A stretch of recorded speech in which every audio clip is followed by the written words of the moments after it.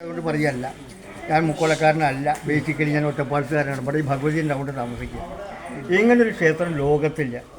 ഒരു മറ്റ് ക്ഷേത്രങ്ങളിൽ നിന്ന് എല്ലാം വ്യത്യസ്തമായൊരു ക്ഷേത്രം. You can never see such a temple in this universe. ഈ ലോകത്ത് കാണാൻ പറ്റില്ല. എല്ലാം വ്യത്യസ്തം.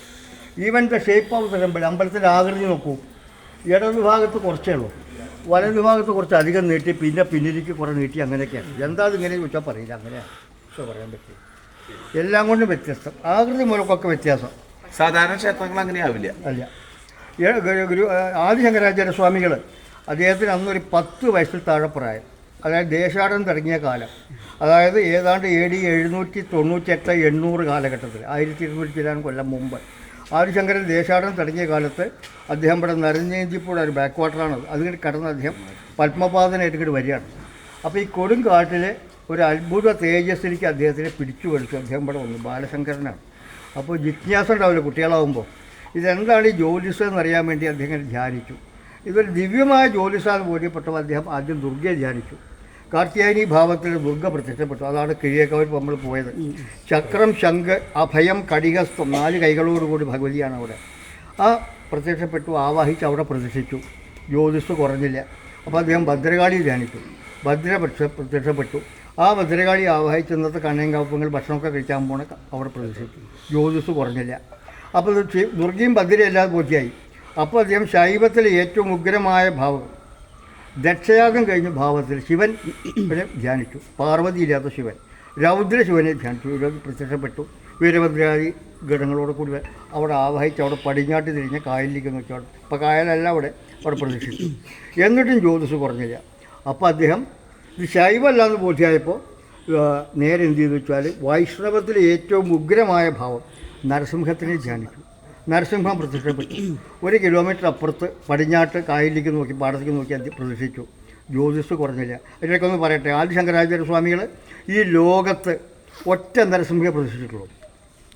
ഞാൻ ശൃംഗേരി ശങ്കരാചാര്യ സ്വാമിയോട് ഞാൻ പോകുന്ന ആളാണെങ്കിൽ അദ്ദേഹത്തിനോട് പോയി ഒന്ന് പ്രാർത്ഥിച്ചു. ഞാൻ എവിടെയെങ്കിലും ആദിശങ്കരാചാര്യ സ്വാമികൾ ഒരു നരസിംഹ പ്രതിഷ്ഠ നടത്തി കേട്ടിട്ടുണ്ടോ ചോദിച്ചു. അപ്പോൾ പറഞ്ഞു പിറ്റേ ദിവസം പറയാമെന്ന് പറഞ്ഞു. ഗൗരീശങ്കർ അഡ്മിനിസ്ട്രേറ്റർ പിറ്റേ ദിവസം പറഞ്ഞു കേട്ടിട്ടില്ല എന്ന്. പത്മപാദര് മുലക്കേ ഉള്ളൂ എന്ന് പറഞ്ഞു. ഞാൻ പറഞ്ഞു ഇങ്ങനെ ഒരു holy village in Kerala called Mookkuthala, അവിടെ ഇങ്ങനൊരു പ്രതിഷ്ഠ നടത്തി. അപ്പടിയാ ചോദിച്ചു സ്വാമി. ആചാര്യസ്വാമി പറഞ്ഞു ഞാൻ എൻ്റെ കേരള പര്യടനത്തിൽ അവിടെ വരും, ആ അമ്പലത്തിൽ എനിക്ക് വരണം എന്ന് പറഞ്ഞു. കാഞ്ചി ശങ്കരാചാര്യ ഇപ്പോൾ സമാധിയായ അദ്ദേഹത്തിനോട് ചോദിച്ചു എവിടെയെങ്കിലും ഇങ്ങനെ കേട്ടിട്ടുണ്ടോയെന്ന്. അദ്ദേഹം പറഞ്ഞു കേട്ടിട്ടില്ല. അത് അങ്ങനെ ഒരു മൂക്കോല എന്ന സ്ഥലത്ത് ഇവിടെ അങ്ങനെ ഒരു ക്ഷേത്രമുണ്ട്. കുറച്ച് 1 കിലോമീറ്റർ ദൂരെയാണത്. നമ്മുടെ ക്ഷീണിച്ച അമ്പലങ്ങളിൽ ഒന്നാണ്. 1 ലക്ഷം വീടിൻ്റെ ഒക്കെ ഉള്ളിലാണ് അമ്പലം. അത് കഴിഞ്ഞിട്ടുണ്ട് ജ്യോതിസ് കുറഞ്ഞില്ല. അപ്പോൾ അദ്ദേഹം ശൈവ വൈഷ്ണവ സമീപിക്കുന്ന ശാസ്താവിനെ ധ്യാനിച്ചു. ശാസ്താവ് പ്രത്യക്ഷപ്പെട്ടു. ശാസ്താവിനെ അദ്ദേഹം അത് അവിടെ കിഴക്കോട്ട് തിരിച്ച് അവിടെ പ്രതിഷ്ഠിച്ചു. ഇതൊക്കെ മൂക്കോല ക്ഷേത്രങ്ങളാണ്. ഈ ക്ഷേത്രങ്ങളൊക്കെ ഒരു ദിവസം തൊഴുക എന്ന് പറഞ്ഞാൽ വളരെ വിശേഷമാണ്. ആദിശങ്കരാചാര്യ സ്വാമി പ്രതിഷ്ഠിച്ച 6 ക്ഷേത്രങ്ങളിലുള്ള ഏക ഗ്രാമമാണ് ഈ ലോകത്ത് മൂക്കുതല. വേറെ സ്ഥലങ്ങളില്ല. എന്നിട്ടും ജ്യോതിസ് കുറഞ്ഞില്ല. അപ്പോൾ അത് എന്താണെന്ന് അറിയാൻ വേണ്ടി ജ്യോതിസ് ഒരു പാറയെന്നാണ് അദ്ദേഹം കണ്ടത്. അതിൻ്റെ എക്സ്റ്റൻഷനിൽ ആ പാറപ്പുറത്ത് അദ്ദേഹം തപസ്സിരിക്കുകയാണ്. കുറച്ച് ദിവസം തപസ് കഴിഞ്ഞപ്പോൾ എന്താണ് താൻ ആരെയാണോ പ്രതീക്ഷിക്കുന്നത് ആ ചൈതന്യം തൻ്റെ പിൻഭാഗത്തുണ്ട് എന്ന് ഹിസ് ഹോൾനെസ് ഫെൽറ്റ്. അദ്ദേഹത്തിന് ബോധ്യപ്പെട്ടു ആ ചൈതന്യം തൻ്റെ പിൻഭാഗത്തുണ്ടെന്ന്. എന്തു വേണം ശങ്കരാന്ന് വെച്ചാൽ എല്ലാം ഉപേക്ഷിച്ചൊന്നും ശങ്കരാചാര്യ സ്വാമിക്ക് ഒന്നും ആവശ്യമില്ല. അദ്ദേഹം പറഞ്ഞു എനിക്കൊന്നും ആവശ്യമില്ല. ഇവിടെ വരുന്നവർക്കൊക്കെ വിദ്യയും കളിയും കൊടുക്കാൻ പറഞ്ഞു. ആവശ്യമുള്ളവർക്ക് സന്തതി സമ്പത്ത്, എല്ലാവർക്കും രണ്ടും ആവശ്യമില്ലാത്തവർക്കാണല്ലോ കൊടുക്കാൻ പറഞ്ഞു. ഭക്തൻ്റെ അഭീഷ്ടം നടത്തി കൊടുക്കാൻ പറഞ്ഞു. അങ്ങനെ അനുഗ്രഹിച്ചു. അതോടുകൂടി ആ ജ്യോതിസില്ല. ആ ജ്യോതിസ് കണ്ട സ്ഥലമാണ് ഇന്നത്തെ ശ്രീകൃഷ്ണൻ. ആ കാണുന്ന പാറയിൽ നിന്ന് പട്ട് കടത്തിയ പാറ പിന്നിൽ നിന്നാണ് അദ്ദേഹം ജ്യോതിസ് കണ്ടത്. അപ്പോൾ രൂപമില്ലാത്ത ഭാവമില്ലാത്ത ഒന്നിനെ നമുക്ക് പ്രാർത്ഥിക്കാൻ പറ്റില്ല എന്നതുകൊണ്ട് അദ്ദേഹം ഒരു സിംഹവാഹിനി കരിങ്കല്ലിൻ്റെ രൂപം ഉണ്ടാക്കിയിട്ട് ആ പാറയുടെ മുകളിൽ ചാരി വെച്ചിരിക്കുക. ഇറ്റ് ഈസ് നോട്ട് ഫിക്സ്ഡ്, ഉറപ്പിച്ചിട്ടില്ല. അത് ഉറപ്പിക്കാത്ത ബിംബത്തിൽ പൂജ പാടില്ല എന്ന നിയമം ഇവിടെ തെറ്റിച്ചിരിക്കുകയാണ്. ഇവിടുത്തെ പൂജാക്രമങ്ങളും ആചാര്യസ്വാമി ചിട്ടപ്പെടുത്തിയതാണ്. ഇവിടെ മണികൊട്ടി പൂജയില്ല. ദിവസേന 3 പൂജ ഉണ്ട്. മണി കൊട്ടാൻ പാടില്ല. അതാണ് ഞാൻ ശബ്ദം അധികം ഉണ്ടാക്കരുതെന്ന് പറയുന്നത്. അയ്യപ്പന്മാർ ശരണം വിളിക്കില്ല. കൊട്ടില്ല, പൂരമില്ല, എഴുന്നള്ളിപ്പില്ല. ആനയൊന്നും ഇങ്ങോട്ട് തിരിച്ചു നിർത്തും കൂടിയില്ല. യാതൊരു ആഘോഷമില്ല. നവരാത്രി ഒഴികെ. നവരാത്രി ഈ ക്ഷേത്ര കലകൾ ചെണ്ട കൊട്ടില്ല, അങ്ങനെയൊന്നുമില്ല. ഇവിടെ ഈ ലോകത്ത് പുണ്യാഹം വേണ്ടാത്ത ഒറ്റ ക്ഷേത്രമേ ഉള്ളൂ. താന്ത്രികമായ പൂജയുള്ളിടത്ത് പുണ്യാഹം വേണ്ടാത്ത ഒരു ക്ഷേത്രമേ ഈ ലോകത്തുള്ളൂ. അത് മുക്കോല ഭഗവതിയാണ്. കാരണം ഇവിടെ പുണ്യാഹം വേണ്ട, എന്നെ ആർക്കും അശുദ്ധാക്കാൻ പറ്റില്ല എന്ന് അമ്മ പറഞ്ഞു.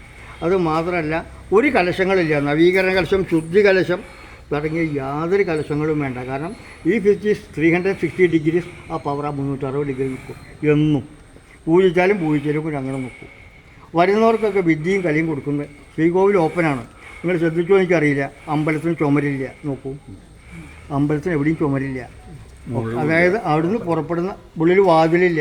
ആ എനർജി ബ്ലോക്ക് ചെയ്യാൻ പാടില്ല ഒരിക്കലും അടച്ച് അങ്ങനെ കഴിയുക. അങ്ങനെ ഇതുപോലെ എല്ലാം അങ്ങനെയാണ്, എല്ലാം വ്യത്യസ്തം. ദിവസേന 3 പൂജയുണ്ട്. മണി കൊട്ടാൻ പാടില്ല, മണികൊട്ടി പൂജ ഇല്ല. എല്ലാ പൂജ അമ്പലമായിട്ട് ബന്ധപ്പെട്ട അറിയുന്നുണ്ടെങ്കിൽ അറിയാം. രസസമർപ്പണം എന്ന് പറയും 2 പ്രാവശ്യം വേണം, ഒന്ന് നിന്നിട്ടും ഒന്ന് ഇരുന്നിട്ടും വേണം. എന്നാൽ ഇവിടെ മണികൊട്ടി പൂജ അവകാശമുള്ള ഒരാളുണ്ട്. മണികൊട്ടി പൂജ, അതായത് ഇരിഞ്ഞാലക്കുട തന്ത്രി അണിമംഗലം നമ്പൂരിക്കാണ് ഇവിടെ തന്ത്രം.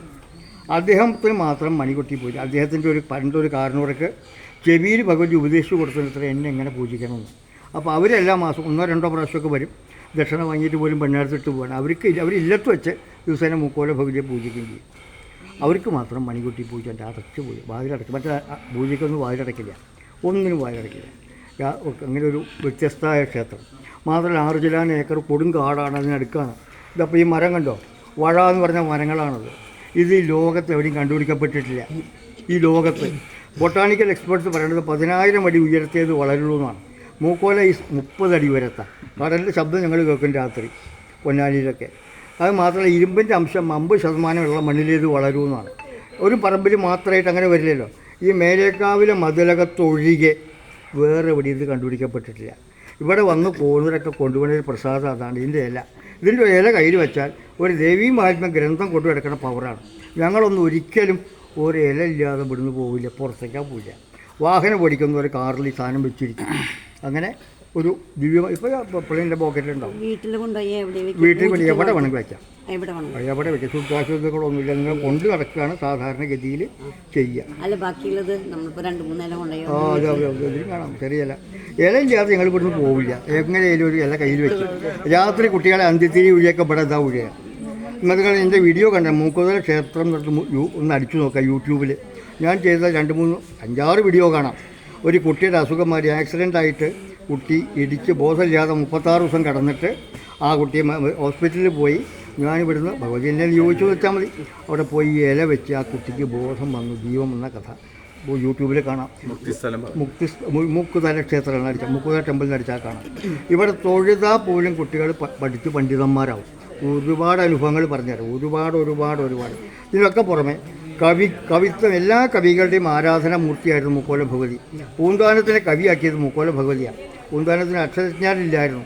പൂന്താനം ഗുരുവായൂർക്ക് പോകുമ്പോഴും വരുമ്പോഴും ഇതുവഴിയാണ് വരിക. ഇവിടെ ദിവസം താമസിച്ച് വാരസദ്യ കൊണ്ടിട്ടാണ് പോവുക. അങ്ങനെയാണ് മുക്കോല അദ്ദേഹം കവിയായി. ഇദ്ദേഹം ജ്ഞാനപ്പാന എഴുതിയിട്ട് മേൽപ്പത്തൂരിനെ ഗുരുവായൂർ അമ്പലത്തിൽ വെച്ച് കാണിച്ചു കൊടുത്തു കറക്ഷന് വേണ്ടിയിട്ട്. ഇത് മലയാളത്തിലായതുകൊണ്ട് അദ്ദേഹം റിജക്റ്റ് ചെയ്തു. ഉച്ചയായിട്ട് അത് മേൽപ്പത്തൂർ പൂന്താനത്തിന് വിഷമായി, മൂക്കോല ഭഗവതിക്കും വിഷമായി എന്നാണ്. താൻ കൊടുത്ത കവിത്വത്തിനെ പുച്ഛിച്ചു എന്ന് പറഞ്ഞിട്ട്. അപ്പോൾ ഗുരുവായൂരിൻ്റെ ദിവസം മേൽപ്പത്തൂർ ചെന്താ എനിക്ക് മുക്തി തരാത്തതെന്ന് ചോദിച്ചു. എനിക്ക് തരാൻ പറ്റില്ല, അവിടെ പോയി മേടിച്ചോളാൻ പറഞ്ഞു. അങ്ങനെ as per the direction of lord Guruvayurappa Melpathur came over here wrote Sripada Saptati 70 ശ്ലോകങ്ങൾ about the holy feet of Devi. ഇവിടെ സബ്മിറ്റ് ചെയ്ത് കിഴക്കേക്കാവിലേക്ക് പോണ വഴിക്ക് അവിടെ അന്നൊരു ആലായിരുന്നു എന്നാണ്. വയ്യ എന്ന് പറഞ്ഞ് മേൽപ്പത്തൂരിയിരുന്നു. അതോടുകൂടി പുഷ്പവിമാനം കുറഞ്ഞ് അദ്ദേഹത്തെ ഉറയോടുകൂടി സ്വർഗത്തിലേക്ക് കൊണ്ടുപോയി. അതാണ് മുക്തിസ്ഥല. അത് ലോപിച്ചിട്ടാണ് ഈ മൂക്കുതലയായി ശരിക്കും പറഞ്ഞാൽ എന്ന് പറയാം. 1560 അടുപ്പിച്ചൊക്കെയാണ്. എങ്ങനെ എല്ലാം വ്യത്യസ്തം. കൊടുങ്ങല്ലൂർ കുഞ്ഞോട്ട് തമ്പുരാൻ, കാക്കശ്ശേരി ഭട്ടതിരി, ഉദ്ദണ്ഡ ശാസ്ത്രികൾ, ഇങ്ങനെയുള്ള മഹാന്മാരുടെ ഒക്കെ ഏർക്കരാമൻ നമ്പൂരി അടക്കമുള്ളവരുടെ ഉപാസനാ മൂർത്തിയായിരുന്നു ഭഗവതി. എല്ലാം വ്യത്യസ്തം. ഇങ്ങനെയൊന്നും കാണില്ല, ഒരു അമ്പലം കാണില്ല. തൊഴാൻ ഭാഗ്യം എന്നൊക്കെ പറയുന്നത് അത്രയും. ഇവിടെ എന്താ ചെയ്യുക, പബ്ലിസിറ്റി ഇല്ലാത്ത കൊട്ടപൂരം വാദ്യമൊന്നുമില്ല. അതുകൊണ്ട്